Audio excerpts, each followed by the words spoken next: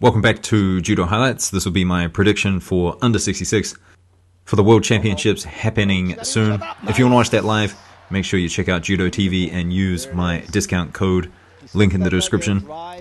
Now, some great people reached out to me and they showed me a document that has all the seeding, but I had to take that document and then compare it against the current entrants who's actually coming to the World Championships to get the top 8 seeds.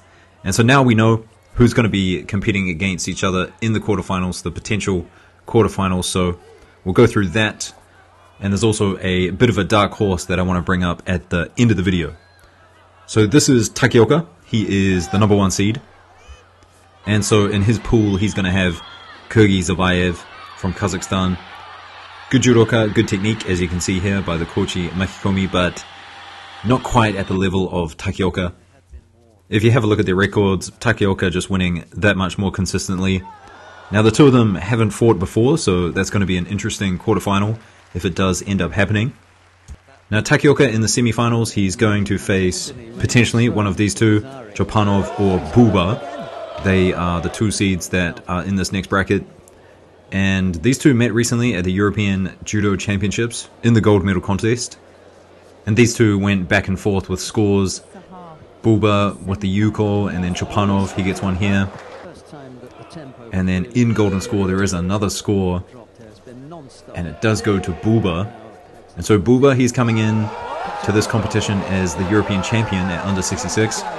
So a bit of momentum behind him. But Chopanov, such a skilled judoka, he can do things like this. So I think that quarterfinal is a bit of a coin flip. Chopanov does actually have a win over Buba in 2024, so your pick is as good as mine. Now, interestingly, Chopanov hasn't fought against Takoka, but Buba actually has a win over Takoka, so that's quite interesting when you think about the semifinals. Now, the next set of guys, they're going to be on the other side of the bracket, making up the other quarterfinals and the semifinal. So we've got Imomali, and he is likely to face Vieru. Now, the two of them, they haven't fought off against each other before, but Vieru, he is a real technician. Although recently he did get injured, and I'm not sure exactly what happened there. And sometimes Vieru, he's on form, and other times he's not. So I think Imomali, I think he'll definitely make it to the quarterfinal. But Vieru, it's unsure. I'm sure he's going to be really prepared for the World Championships, and that won't happen.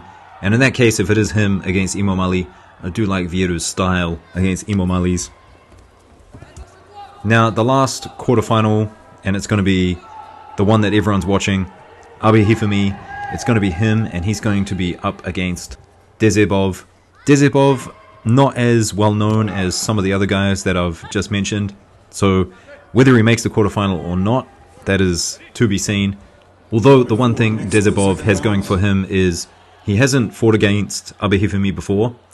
And if he does things like this, and I know Abe Hifumi, he's not that strong on the ground, jumping on an armbar like this could be a huge upset. But as Abe Hifumi and his team will know, they know the seeds, they know the potential matchups, and I think it's going to be really hard to kind of count out Abe Hifumi.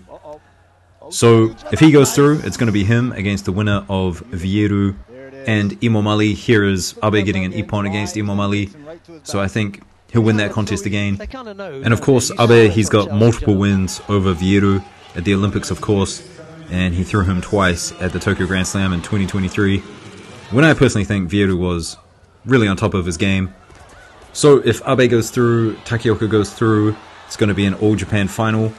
I think that's highly likely to happen.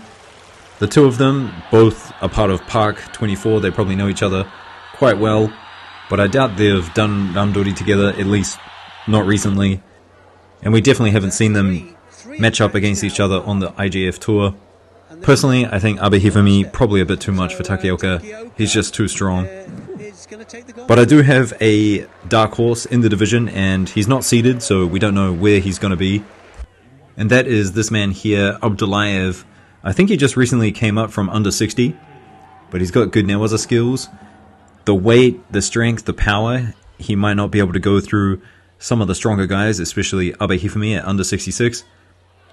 But I mean, technically amazing, good newaza, and so that could be a major upset if he ends up getting in Abe Hifumi or Takeoka's pool.